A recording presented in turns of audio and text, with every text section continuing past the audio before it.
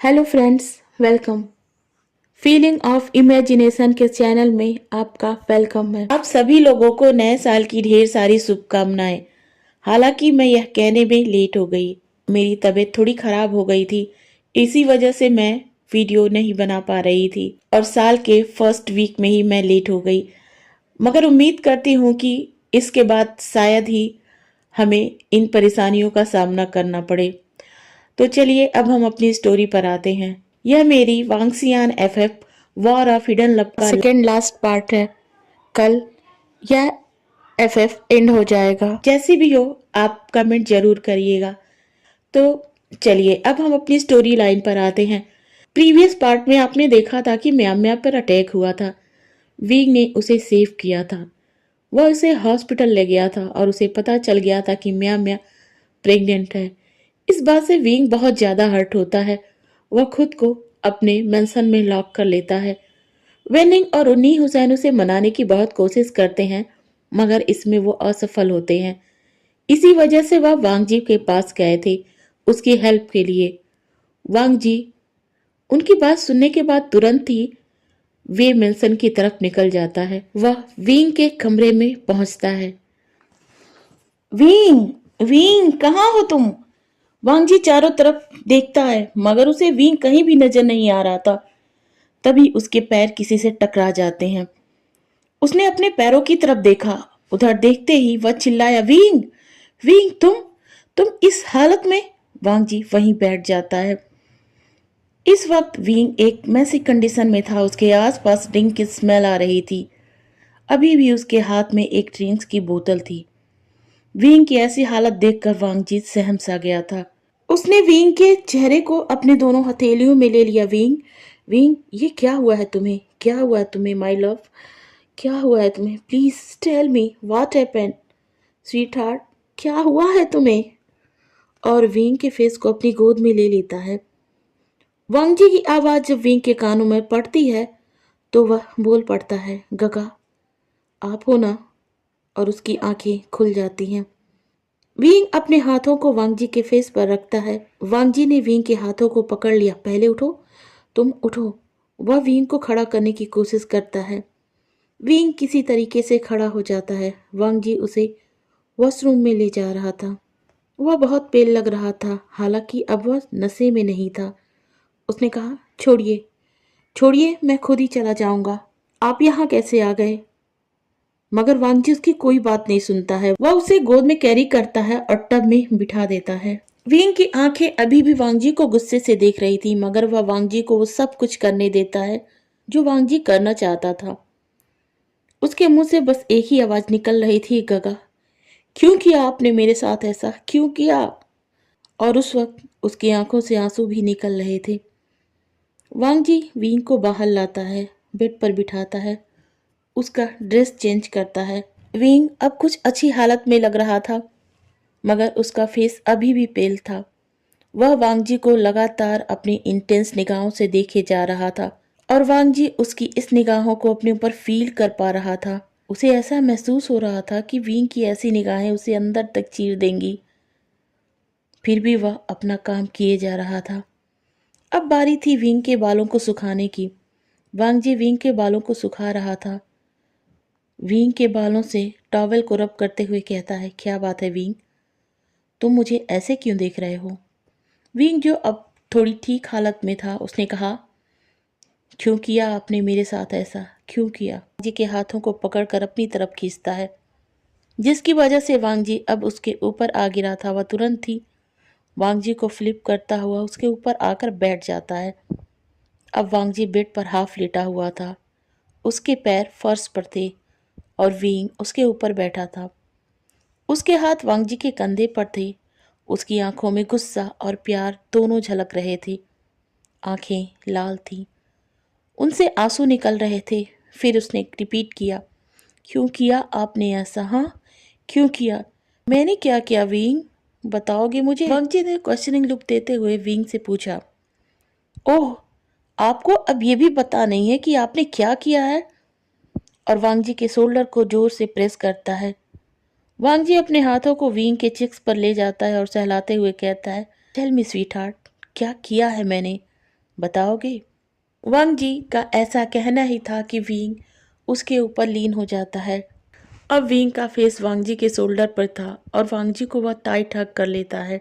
वांग जी अपने एक हाथ से विंग के बैक को रब कर रहा था और दूसरे हाथ से उसके बालों को सहला रहा था, मगर वह कुछ बोलता नहीं है, केवल साइलेंटली विंग को कंसोल करता है। काफी देर तक विंग रोता है और रोते रोते जब चुप हो जाता है तब वांग जी ने पूछा, आर यू ओके? विंग खुद को वांग जी से अलग करता है और दूर जाकर बैठ जाता है। वांग जी उठता है और विंग की तरफ देखता है। वह भी विंग के पास जाकर बेड पर बैठ जाता है। विंग ने वांग जी की तरफ देखा और थोड़ा गुस्से से कहा, यहाँ क्यों आए हो आप? वांग जी विंग के टोन को सुनकर समझ गया था कि विंग ज्यादा गुस्सा है और उससे कहीं ज्यादा सैड। उसने कहा, क्या मुझे यहाँ नहीं आना चाहिए? नहीं, आपको यहाँ नहीं आना चाहिए था। आपको इस वक्त अपनी होने वाली वाइफ के पास होना चाहिए। वो प्रेग्नेंट है ना, वो भी 3 मंथ। तो आपको उसकी ज्यादा केयर करनी चाहिए, ना कि आपको यहाँ आना चाहिए था मेरे लिए। विंग की टोन सुनकर वांग जी के चेहरे पर एक स्माइल आ गई। अब उसे समझ आ गया कि विंग क्यों नाराज है।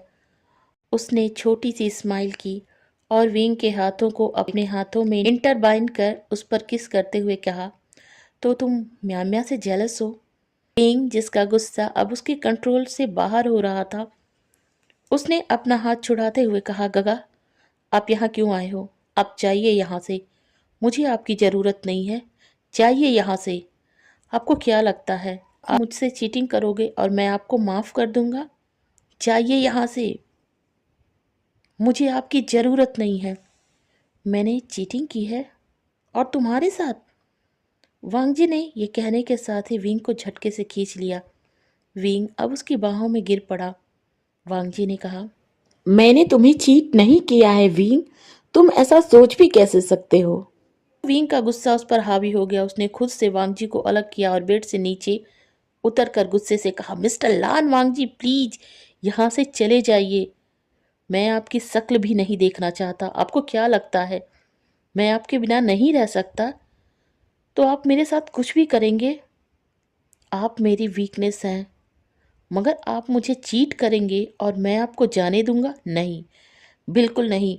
मैं आपको कभी माफ नहीं करूंगा, कभी नहीं। विंग इस वक्त गुस्से से तमतमा रहा था, मगर उसके आंसू भी बहे जा रहे थे। वांग जी विंग की हालत देखकर परेशान हो चुका था, मगर उसने अपने चेहरे पर ऐसे किसी भी एक्सप्रेशन को आने नहीं दिया। कोल्ड फेस के साथ वह भी बेड से नीचे उतर आता है। अब वह विंग के सामने खड़ा था, बिल्कुल सामने। उसने कहा, विंग। उसने विंग की तरफ अपनी कोल्ड गेज के साथ देखते हुए कहा, तो बताओ मैंने तुम्हें कैसे चीट किया है? विंग को यह देखकर और भी रोना आ रहा था कि कैसे उसके गगा उसके साथ ऐसा कैसे कर सकते हैं। उसने कहा, नहीं, आपने कुछ नहीं किया है।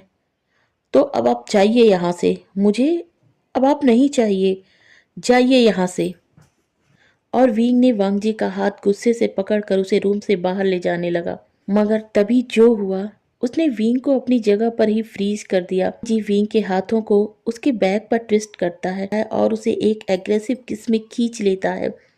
विंग तो पहले उसे रेजिस्ट करता है, मगर कुछ ही पलों में वह वांग जी का साथ देने लगता है। जब वांग जी को लगता है कि विंग की सांसें अब उसका साथ नहीं दे रही थी, तो वह खुद को उससे अलग करता है, मगर पूरी तरह से नहीं। अब भी दोनों के फोरहेड एक दूसरे के साथ कनेक्टेड थे। दोनों ही लंबी लंबी सांसें ले रहे थे। जब वांग जी और विंग दोनों नॉर्मल होते हैं तो वांग जी विंग से कहता है, सॉरी स्वीट हार्ट, मैंने अगर तुम्हें हर्ट किया हो। और फिर वह विंग को गले से लगाकर कहता है, तो क्या तुम अब मुझे बताओगे मैंने तुम्हें कैसे और कब चीट किया? विंग, जो वांग जी की बाहों में सिमटा था, उसने कहा, गगा, क्या सच में आपको पता नहीं है कि आपने क्या किया है? वांग जी ने विंग को और भी टाइट हक करते हुए कहा, टेल मी प्लीज। विंग ने अपनी आंखें बंद की और उसके हाथों ने वांग जी के बैग को कसकर पकड़ लिया। उसने हिम्मत जुटाते हुए कहा, डॉक्टर ने कहा था म्याम्या 3 मंथ प्रेग्नेंट है। तो अभी आपने मैरिज नहीं की है ना उनसे?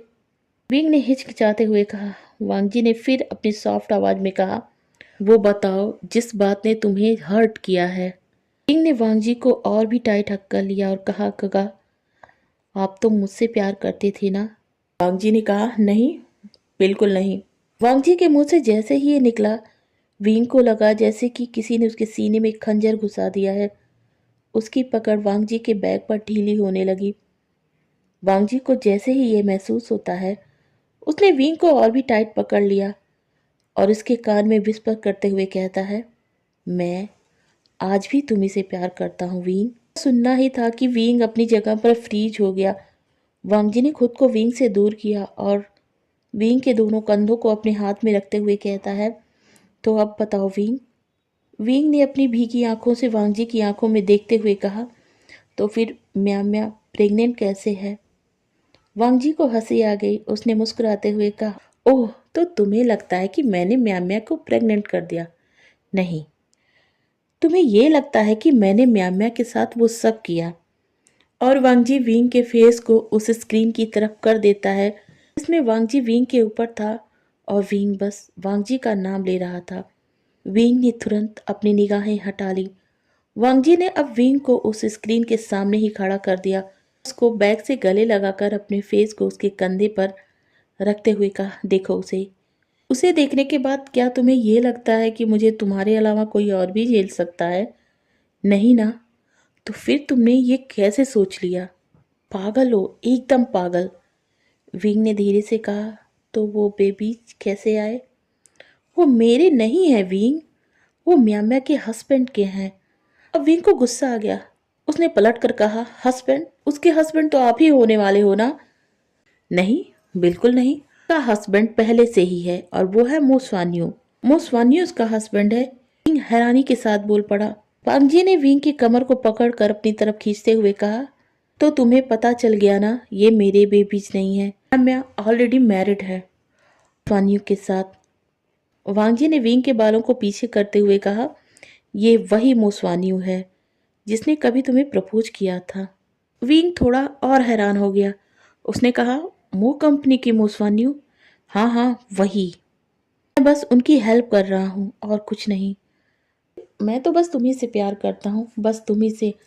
और तुम हो कि जो अभी तक फ्रेंडशिप पर ही अटके हो। मगर एक मिनट, ये बताओ क्या होता अगर म्या म्या के बेबीज मेरे होते? तुम्हें क्यों फर्क पड़ने लगा कि मैं म्या म्या के साथ? वह अभी अपने शब्दों को पूरा कर ही नहीं पाया था कि विंग वांग जी को रोकते हुए उसे एग्रेशन के साथ किस करने लगता है। वह इतना एग्रेसिव होकर वांग जी को किस कर रहा था कि वांग जी हिल ही नहीं पा रहा था। वह एकदम फ्रीज हो गया था। इस बार विंग लीड कर रहा था। वह अपनी सारी भावनाओं को इस किस के जरिए वांग जी को फील करा रहा था वांग जी को कि बीते कुछ दिनों में वांग जी के लिए वह किस तरह तड़पा है। वह तभी खुद से अलग करता है जब वांग जी की सांसें उखड़ने लगी थी। विंग अब वांग जी से दूर हट गया था। उसकी निगाहें इस वक्त झुकी थीं। वांग जी ने जब अपनी सांसों पर अपना कंट्रोल पा लिया तो उसने विंग की तरफ घूरते हुए देखा। विंग की नजर जब वांग जी पर जाती है तो वह एक बार के लिए फिर अपनी जगह पर जम गया था। वांग जी उसे घूर रहा था। उसकी आंखें विंग से कुछ पूछना चाहती थीं, जिसे विंग समझ भी गया था, मगर वह कुछ बोल नहीं रहा था और बस वांग जी को देखे जा रहा था। उसकी आंखें इस वक्त भी भीगी थीं। उसके सारे इमोशंस बस आंखों के जरिए बयां हो रहे थे। उसने कहा, सॉरी गा, मैं डर गया था खुद से, सबसे। मुझे समझ नहीं आ रहा था कि मैं क्या करूं। मैंने सोच लिया था मैं आपकी लाइफ में कभी नहीं आऊंगा। यही वजह थी कि मैंने आपके आने के बाद आपसे बातें करना छोड़ दिया। मैं गया था मेंशन में जब आप आए थे, और जब मैंने सुना कि अंकल आपकी इंगेजमेंट करवाने वाले हैं तो मैं रुक गया वहां पर। मैं आपसे अपना कन्फेशन करने वाला था, मगर अंकल को दुखी नहीं कर सकता था ना। आपको पता है मेरे और अंकल के बीच सब ठीक है, सब ठीक चल रहा है। उन्होंने इन दिनों मेरा बहुत ख्याल रखा और हमारे बीच की सारी दूरियां मिट गई। मैं उन्हें फिर से नाराज नहीं करना चाहता था, मैं नहीं चाहता था कि वो मुझ पर ये इल्ज़ाम लगाएं कि मैंने उनके वांगजी को उनसे दूर कर दिया। जिस तरह से मेरे डैड ने उनके प्यार को उनसे छीन लिया, मैं डर गया था गगा, और मैं वहाँ से भाग गया। मैंने सोच लिया था मैं आपके सामने नहीं जाऊँगा, और आपको पता है मैंने तो चाइना छोड़ने की भी प्लानिंग कर ली थी। विंग उदास चेहरे से वांगजी की तरफ देखकर बोलता है। और वांगजी का खुद पर अपना कंट्रोल रख पाना उसके लिए आसान नहीं था। उसने अभी तक विंग से एक शब्द भी नहीं कहा था। विंग के पास आता है और उसके कंधों को दोनों हाथों से पकड़कर हिलाते हुए कहता है, तो सारी बातों का सलूशन खुद ही से निकाल लिया और मुझे छोड़कर जाने को भी तैयार हो गए। तो चले गए होते ना, ये सब क्यों किया खुद के साथ? क्यों? कुछ हो जाता तो? तुम तो फाइटर थे ना, मुझसे फाइट करते, अपने प्यार के लिए फाइट करते, पर तुम तो खुद ही को पनिश करने लगे। तुम क्यों नहीं समझ पाए? क्यों नहीं समझ पाए ये बात? जिस दर्द से तुम आज गुजर रहे हो, उससे मेरा कितना पुराना नाता है। मैंने खुद को संभाल लिया था ना, मगर तुमने खुद के साथ क्या कर लिया विंग? हर चीज में तुम मेरी बराबरी करते थे, मुझे हराना चाहते थे, मगर खुद के अंदर चल रहे इस हिडन वार को क्यों नहीं रोक पाए? क्यों नहीं हराने की कोशिश की? इसने तुम्हें अंदर से इस कदर तोड़ दिया कि तुमने हार मान ली और मुझे छोड़कर जाने की बात करने लगे। मेरा एक भी बार ख्याल नहीं आया तुम्हें? क्यों विंग, क्यों? अगर नीहूसन मेरे पास नहीं आता तब तो तुम चले गए होते ना। नहीं गा, मैं नहीं जा पाता, मैं आपको छोड़कर नहीं जा पाता गा। सॉरी, प्लीज मुझे माफ कर दीजिए, प्लीज। सॉरी गा। वांगजी ने कहा, नहीं, तुमने मुझे छोड़कर जाने की सोची भी कैसे? मैं तुम्हें कभी माफ नहीं करूंगा। वांगजी विंग को हल्का सा पुश करता है और रूम से बाहर चला जाता है। विंग अब वहीं बैठ जाता है। उसने कहा, गा, आप मुझे यूं छोड़कर नहीं जा सकते हो। मैं आपको मनाऊंगा गा, मनाऊंगा, आपको अपनी लाइफ में फिर से लाऊंगा गा। आप मुझे ऐसे छोड़कर नहीं जा सकते हो। और वह वांगजी का पीछा करने के लिए अपने रूम से बाहर की तरफ दौड़ जाता है। जब तक वह गेट पर आता है, वांगजी की कार जा चुकी थी। विंग ने एक नजर अपने आसपास दौड़ाई। विंग के सभी गार्ड्स उसके पास आ चुके थे। एक गार्ड ने तो विंग को गले ही लगा लिया। दूसरे गार्ड ने कहा, हमें पता था, वही आपको ठीक कर सकते हैं। फाइनली आप अपने रूम से बाहर आ ही गए। विंग तो देखकर हैरान हो गया था। उसने अपने चारों तरफ नजर दौड़ाई तो उसके सभी गार्ड्स की आंखों में आंसू थे। उसने उन गार्ड्स को खुद से दूर करते हुए उनके आंखों के आंसुओं को पोंछते हुए कहा, तुम सब मुझसे इतना प्यार करते हो, मुझे पता ही नहीं था। तो अब आपको पता चल गया ना। अब आप इस तरीके से खुद को तकलीफ नहीं देंगे सर। किंग अपने लिए इतना प्यार और सम्मान देकर एक पल के लिए वांगजी को भी भूल गया था, जब तक कि एक गार्ड ने नहीं कहा, हमें पता था, वही आपको बाहर ला सकते हैं। विंग अब जाकर अपने होश में आया और अपना पाउटी सा लिप्स बनाकर बाहर की तरफ देखते हुए कहा, मगर वो मुझसे नाराज होकर चले गए हैं सर। वो मान जाएंगे, आप उन्हें मना लीजिएगा। तुम सच कह रहे हो, मुझे उन्हें मनाना ही चाहिए। मैं उन्हें कॉल ही कर लेता हूँ। यह कहता हुआ विंग मेंशन में वापस चला आता है। तभी एक सर्वेंट विंग के पास आकर पूछता है, सर आपके लिए कुछ लाऊं? विंग ने उसे घूर कर देखा। तुम नहीं गए थे? नहीं सर, मुझे आपकी चिंता हो रही थी, आपने 3 दिनों से कुछ खाया नहीं है। विंग ने स्माइल किया और कहा, ठीक है लाओ। सर्वेंट जाता है। विंग अब वांगजी को कॉल लगाने लगता है। वांगजी जिसकी कार हवा से बातें कर रही थी, उसने देखा कि विंग कॉल कर रहा है। उसने मोबाइल की तरफ देखा और कहा, तुम्हें जितना कॉल करना है करो, मगर इस बार मैं इतनी जल्दी तो मानने वाला नहीं हूँ। बहुत शौक है ना तुम्हें मुझसे दूर जाने की, तो अब मैं तुम्हें अपने पास आने के लिए इतना तरसाऊंगा कि तुम सोच भी नहीं सकते। और वांगजी उस पर से अपनी नजर फेर कर ड्राइविंग पर कंसंट्रेट करने लगता है। विंग ने कई बार वांगजी को जब कॉल किया और वांगजी ने कॉल रिसीव नहीं किया तो उसने मुंह बनाते हुए कहा, गगा आप क्या समझते हो, आप मेरा कॉल रिसीव नहीं करेंगे तो मुझसे बच जाएंगे? नहीं गगा, नहीं गगा, ऐसा कुछ नहीं होगा। मैं अब अंकल को कॉल कर सारी बातें बताऊंगा, फिर वो आपकी क्लास लगाएंगे। और वह कुरैन को कॉल लगा देता है। लैंड मेंशन में सभी लोग इकट्ठा थे। सभी के चेहरे पर एक अलग ही टेंशन थी। वह टेंशन थी विंग को लेकर। नी हुसैन ने कहा, वेनिंग, वीगा ठीक होंगे ना? वेनिंग ने कहा, हाँ वो ठीक होंगी, भरोसा करो, मिस्टर लैंस सब ठीक कर देंगे।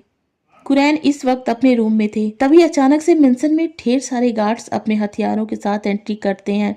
अभी कोई कुछ समझ ही पाता कि वो गार्ड्स साओ सिंचेन पर हमला कर देते हैं। इतनी जल्दी में हुआ था कि साओ सिंचेन को संभलने का मौका ही नहीं मिला। यही नहीं, वह सारे गार्ड्स वेन निंग, सॉन्गलैन, नी हुसैन को घेर लेते हैं। तभी एक आवाज आती है, पूरे मेंशन की तलाशी लो, मोसवान्यू यहीं पर है।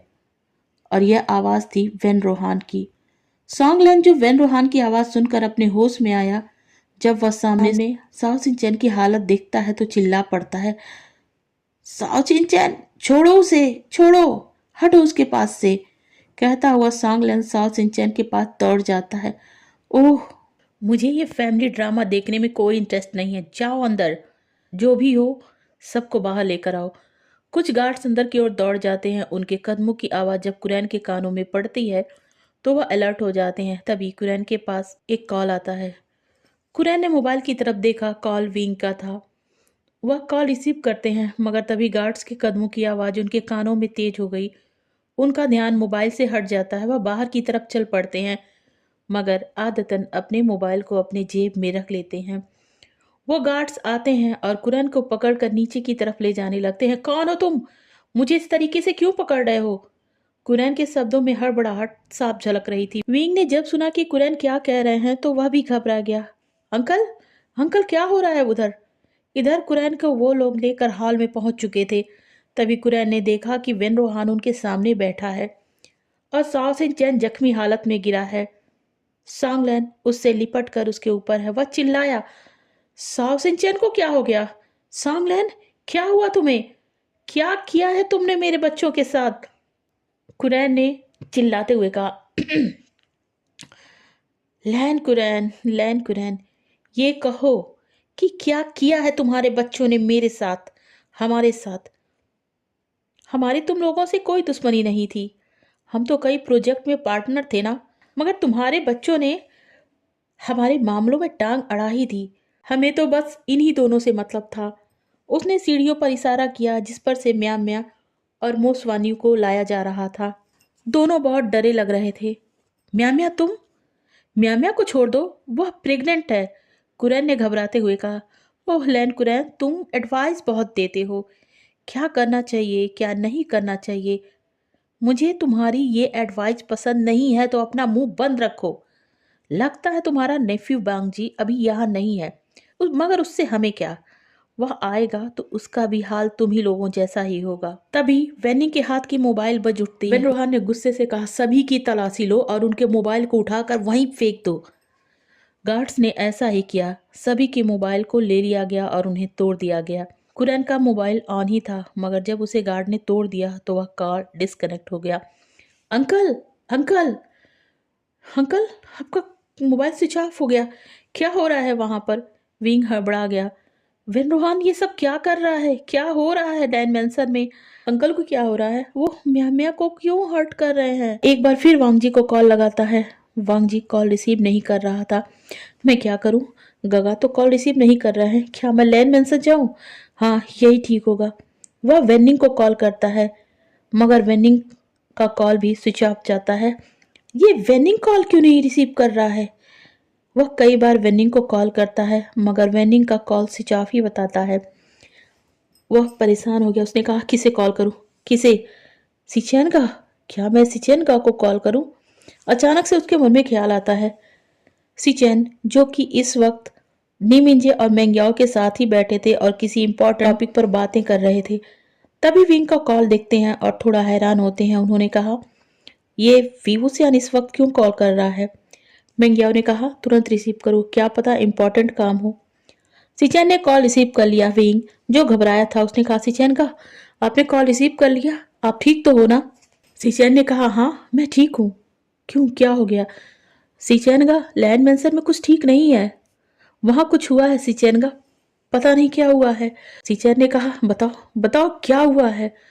विंग ने सारी बातें सिचैन को बता दी। ओह, वांगजी कहाँ है? सिचेन ने पूछा। अभी थोड़ी देर हुआ वो यहाँ से निकले हैं, पता नहीं वो कहाँ गए हैं। मैं भी जा रहा हूँ लैन मेंशन की तरफ। नहीं विवुसियान, तुम कहीं नहीं जाओगे, तुम अपने मेंशन से बाहर नहीं जाओगे, मैं जा रहा हूँ, कहकर सिचेन अपना कॉल कट कर देते हैं। क्या हुआ सिचेन? सिचेन ने घबराते हुए कहा। लैन मेंशन पर अटैक हुआ है अंकल। साओ सिंचन और सॉन्गलैन सबकी जान खतरे में है। म्या और मोस्वानियों को वो सब लेने आए हैं, मुझे पूरा यकीन है, इसीलिए वो यहाँ आए होंगे। जल्दी चलो, उनको वहां से ले जाने के बाद वो सभी मेंशन को आग लगा देंगे।